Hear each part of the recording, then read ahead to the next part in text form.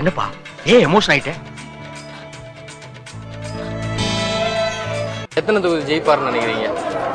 அண்ணா 2026 எங்க ஆட்சி தான். ஆட்சி தான், ஆட்சி அமைக்கிறதுக்கு ஒரு தொகுதி வேணும்ல. அவர் பார்த்து பண்ணுறோம்.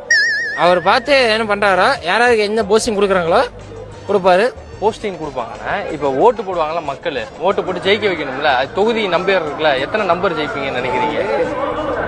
கிட்டத்தட்ட ஒரு 4 தொகுதி பண்ணு வச்சுங்க. 4 தொகுதி.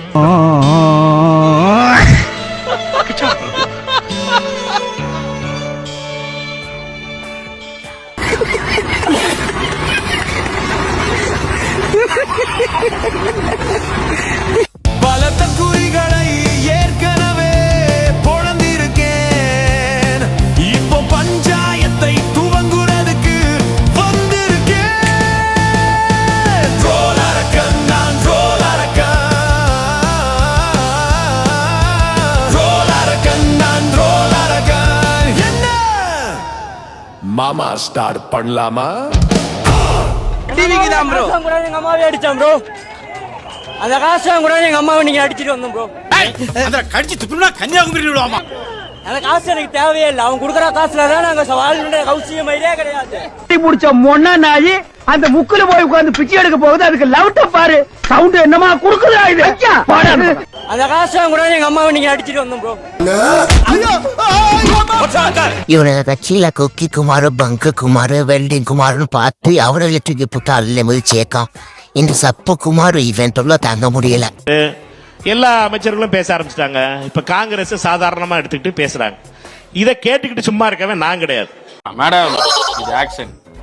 அங்க பாரு, வைத்த வலின்னு சொல்லி இருமுறான், வாய பொழக்கிறான் பாரு, சிரிக்கிறான் பாரு. மேடம் இவனை பத்தி, இவன் பயங்கரமான ஆளு மேடம். அப்பா இருக்கிற வரைக்கும் என்ன பண்ணுவான், வைத்த வலிக்குது வைத்த வலிக்குதுமா, அப்பா ஒரு பைக் அப்படி போகட்டும், போனை எடுத்து சில்லு சில்லு சில்லுன்னு ரீல்ஸ் பார்ப்பான். நம்ம கேட்டுக்கிட்டு சும்மா அதை பத்தி நான் கருத்து சொல்ல விரும்பல. அதெல்லாம் கிடையாது, கருத்தெல்லாம் சொல்லுவோம். Uncle uncle please uncle, please uncle uncle, எனக்கு ரொம்ப பயமா இருக்கு அங்கிள், ப்ளீஸ் சொல்றா. பாயா லூசு. எங்களுக்கு மரியாதை கொடுக்கலன்னா திருப்பி திருப்பி அடிப்போம், திருப்பி அதே வார்த்தையை பேசுவோம். என்ன சார் நான் பேசுறது சரிதானே?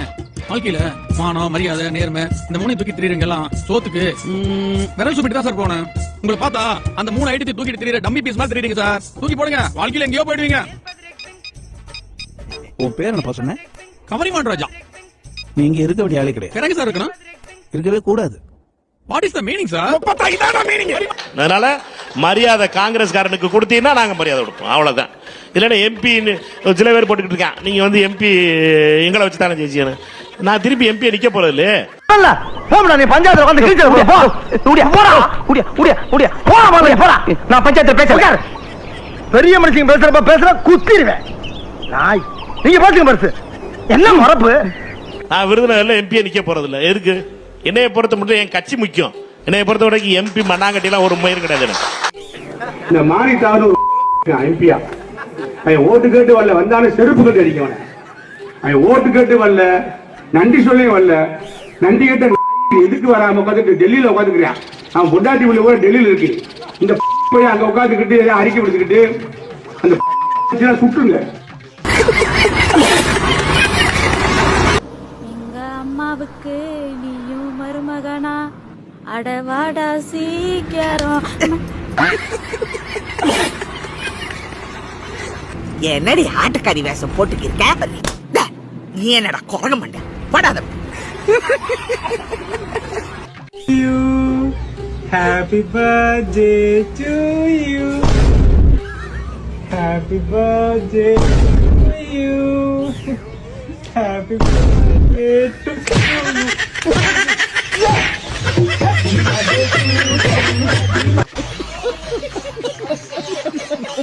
தப்பா பேசல, ஆட்சியில பக்கம் கொடுங்க, இல்லைன்னா விஜய் கூட கூட்டணி போய் சொன்னாங்க. இவன மாதிரி என்ன, இவனே இப்ப இருந்து லவ் பண்றேன். I love this guy. இப்ப விஜய்க்கு 30% ஆதரவு தனித்து நின்றாலே வந்துவிடும். நம்ம காங்கிரஸ் கட்சி எழுந்தது என்று சொன்னால் தட்டி தூக்கி விடுவோம் தமிழகத்துல. ஆள் அட்ட கருப்பு பரவாயில்லையா? கருப்பு என் தலை முடியில இருக்கு, கண்ணுக்குள்ள கருவிழியா இருக்கு. மொத்தத்துல கருப்பு இது நெருப்பு. ஆட்சியில எங்களுக்கு பங்கு மீண்டும் கேட்கிறோம். இல்லை என்றால் விஜய் கூட்டணி என்பது வெற்றிய தோல்வியை பார்த்துவிடும். பேக் கொஞ்சம் தூக்கலா இருக்கு, பரவாயில்லையா? அதுதான் அவருடைய மெயின் அட்ராக்ஷன். என்னை விட அவருக்கு எடுப்பா இருக்கு. நித்யா, என்னன்னா இங்க வாங்க. நம்ம பாஸ் என்னமோ சொல்றாரு, கேளுங்க. டேய் எங்கடா கிளம்பிட்ட? நான் வீட்டை விட்டு போறேன். என்னது வீட்டை பெருக்க போறியா? அதெல்லாம் வேண்டாப்பா, அது கூட நீ உருப்படியா பண்ண மாட்ட, நானே பண்ணிக்கிறேன். ஐயோ சரவணா, தயவு செய்து என்ன கட்டாயப்படுத்தாத, நான் வரமாட்டேன். அது இல்ல பாஸ், மழை பெய்யுது. இது ஒரு காரணமா வச்சு நீ திருப்பி வந்தாலும் வந்துருவேன். அதான் கொடை கொடுத்துட்டு போலாம்.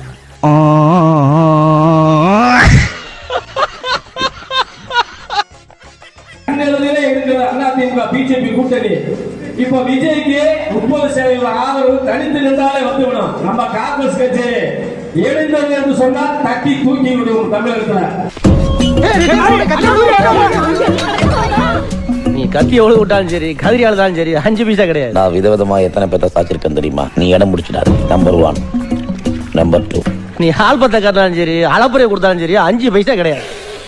तू देश बड़ी है मस्त मस्त है, देश बड़ी है मस्त मस्त हो, देश बड़ी है मस्त. आंटी इंडियन வெளிய போயிரு போயிரு.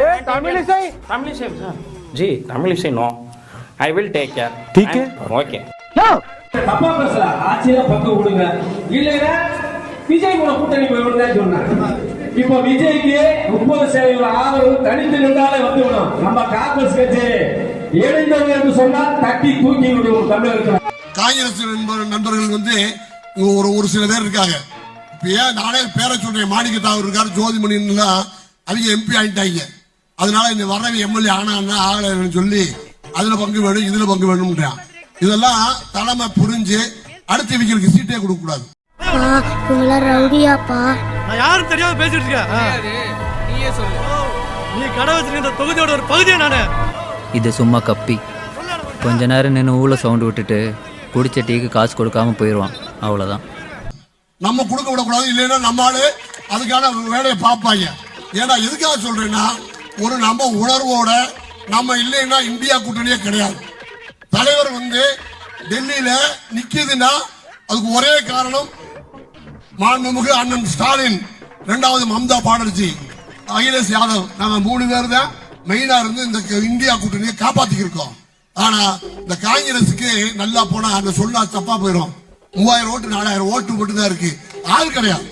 வார்டுல பூத்து கமிட்டி போறதுக்கு ஆள் இல்லாத கட்சி. அது இன்னைக்கு அந்த அளவுக்கு பேசுறாங்கன்னா மனது ரொம்ப வேதனையா இருக்கு. உன்னை தாண்டா சொல்றேன், போடா. இனிமே இங்க நின்னா உன்னை கிழிச்சிருவண்டா. நான் ஏற்கனவே குளிச்சாச்சே.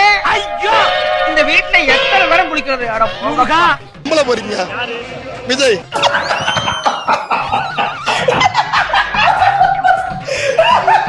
ஆல்ரெடி நான் ஏர்போர்ட்ல 2006ல வேலை செஞ்சேன். அப்பவே ஏர்போர்ட் உள்ள ஒரு நடிகனா கூட தகுதி இல்லாத வந்தவன். ஏன்னு கேட்டீங்கன்னா, ஏர்போர்ட் கவுண்டர்ல நான் வேலை செஞ்சிருந்தேன். அப்பவே ஃபுல் வந்தவங்க அவன். ஏர்போர்ட் உள்ள நான் என் கண்ணால பார்த்தேன்.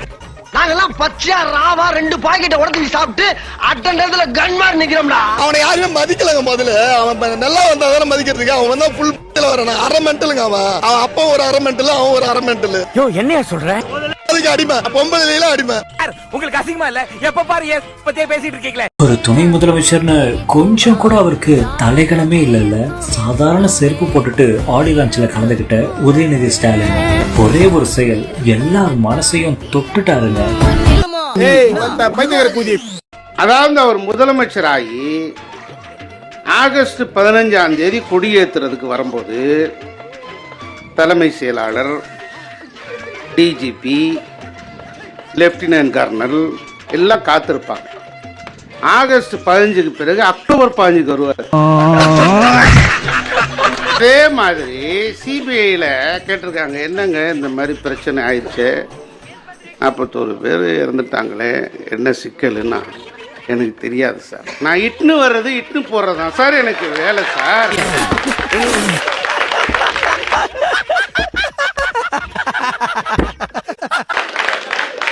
இட்னு வர்றது இட்னு போறதுதான் சார் எனக்கு வேலை, எனக்கு எதுவுமே தெரியாது சார் அப்படின்னு சொல்றத நாங்க எப்படி நம்புறோம்?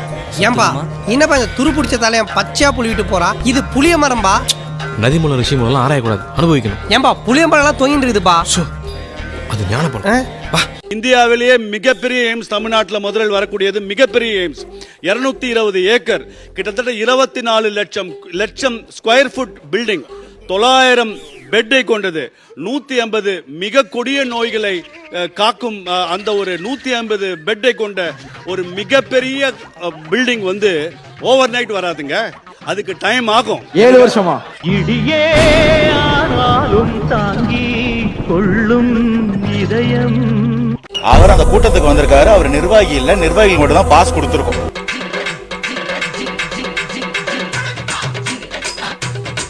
அவர் அந்த கூட்டத்துக்கு வந்திருக்காரு, அவர் நிர்வாகி இல்ல, நிர்வாகிகள் மட்டும் தான் பாஸ் கொடுத்திருக்கோம்.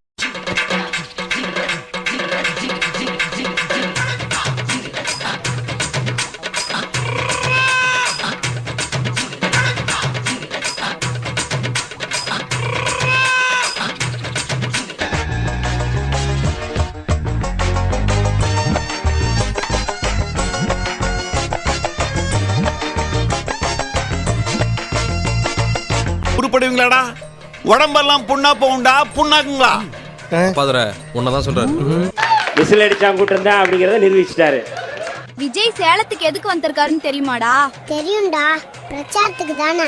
அதானே இல்ல, வேற எதுக்குடா? அவருக்கு நீதி கேட்க வந்தாராம். முதல்ல இறந்த 41 பேருக்கும் நீதி கிடைக்கட்டும், அப்புறம் இவருக்கு நீதி கொடுக்கலாம்.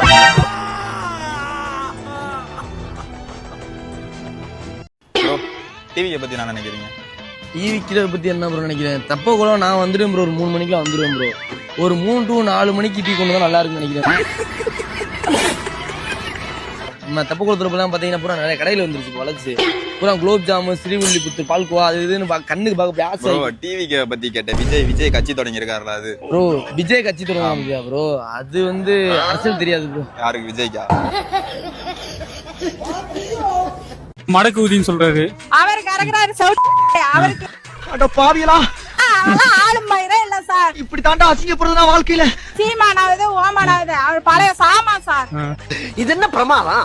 இது விட பெசலைட் ஒண்ணு இருக்கு. சாமான் சார். சீமான் இருக்கிறாருல, சீமான் அவர் சொன்னாரு, என் தம்பி வந்தா நான் தோல் கொடுப்பேன் மயிறு கொடுப்பேன்னாரு. ஏய், என்னைய வச்சு ஒண்ணு காமெடி கிமெடி பண்ணல. உனக்கு என்னடா தெரியும் அப்படிங்கிறாரு. அவனே பச்சாந்தி பையன். நல்ல வேலைப்பா, யாரும் பார்க்கல. தருகுறி பையன். நீ கேட்ட ஒவ்வொரு கேள்வி என்ன செருப்பால் அடிச்ச மாதிரி இருக்கு. அவன் கிடக்குறான். காது என்னாச்சு? ஓஹோ, காது தனியா வெளியே வந்துருச்சா? செத்தவன் உயிர் பெற்று வந்தாலும் வரலாம், ஓலக்கடல் ஊமை ஆனாலும் ஆகும். இனிமேல் சினிமா உலக நட்சத்திரங்கள் சினிமாவை காட்டி என்னுடைய நாட்டை ஆளுவதற்கு என்னுடைய சந்ததிகள் இனிமேல் அனுமதிக்க மாட்டார்கள் என்கிற தெளிவு எனக்கு இருக்கிறது. என் பேர் வஜிதா, நாங்கள் ஈரோடு மாவட்டம்.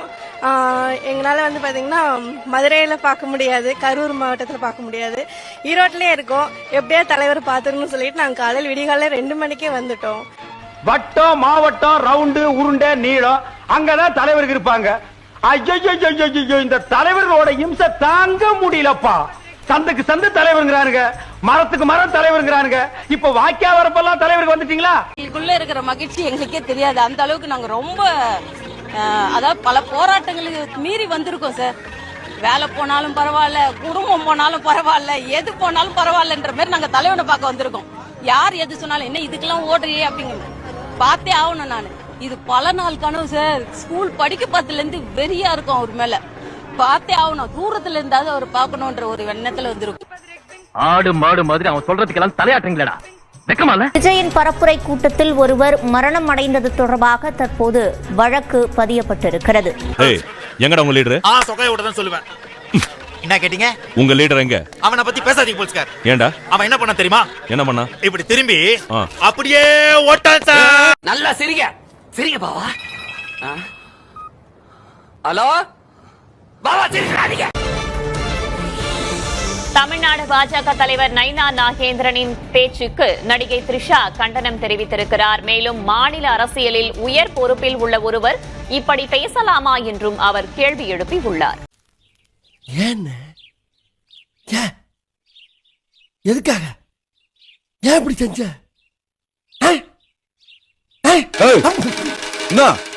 என்ன சொல்ல வர? அதாவது அந்த அறிக்கையில் என்ன சொல்லியிருக்காங்க அப்படின்னா, மாநிலத்தின் உயரிய அரசியல் பதவியில் இருப்பவர்கள் இந்த அளவுக்கு தரம் தாழ்ந்த கருத்தை சொல்வார் அப்படின்னு சொல்லிட்டு திருச்சா எதிர்பார்க்கல அப்படின்னு சொல்லிட்டு குறிப்பிட்டிருக்காங்க. அவ்வளவு கோபம் வன்மம் ஒருத்தர் மேல, அது எல்லாத்தையும் கொட்டி தீக்கணும். அந்த வன்மம் ஏன் வருது உங்களுக்கு? நான் என்ன பண்ண உங்களை? நடிகை திரிஷா எந்த ஒரு அரசியல் கட்சியுடனும் தொடர்பு கொண்டவர் இல்லை என்றும், எதிர்காலத்தில் அரசியலில் இணையும் எண்ணம் திரிஷாவுக்கு இல்லை என்றும் அந்த அறிக்கையில் குறிப்பிடப்பட்டிருக்கிறது. அப்பா கொஞ்சம் அசந்தா அள்ளி விட்டு தள்ளுறாங்கப்பா. உயரிய பதவியில் இருப்பவர்கள் இன்னும் பொறுப்புடன் நிதானத்துடன் பொதுவெளியில் பேச வேண்டும். தனிப்பட்ட வாழ்க்கையை பொது விவாதத்திற்கு உரியதல்ல அப்படின்னு சொல்லிட்டும் வந்து அந்த அறிக்கையில குறிப்பிடப்பட்டிருக்கு வேதவெள்ளி. நல்லா இருப்படா போடா, உன்னெல்லாம் ஒண்ணும் பண்ண முடியாது. யாருக்கு ஓட்டு போடுவ? எவனுக்கு போடுறீங்க எல்லாம் கேட்டுக்கிறேன். விஜய்க்கு போடு. கூஜானுக்கு தான் அவளுக்கு தான் போட்டு தான் பந்து. விஜய்க்கு போடுவே, யாருக்கு போடுவ? எந்த கூஜானுக்கும் போடு. விஜய்க்கு போடுறியா? போடுவே, போட மாட்டேங்குது.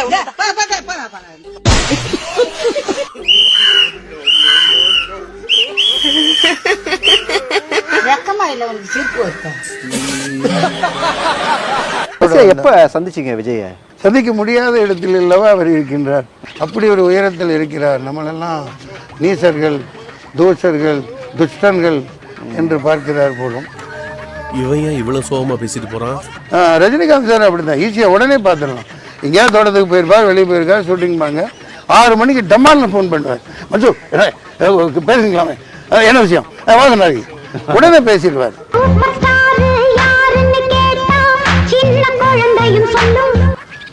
இத்தனைக்கும் ஒரு படம் தான் அவர் கூட நடிச்சிருக்கேன். இந்த தம்பி கூட நான் 11 படம் நடிச்சிருக்கேன். இத்தனை படங்கள். ரொம்ப நல்லவனும் ரொம்ப கெட்டவனும் ஒரே மாதிரி தான் பேசுவாங்க. அதனால தான் இந்த உலகத்துல யாரையுமே எதையுமே சரியா கணிக்க முடியாது.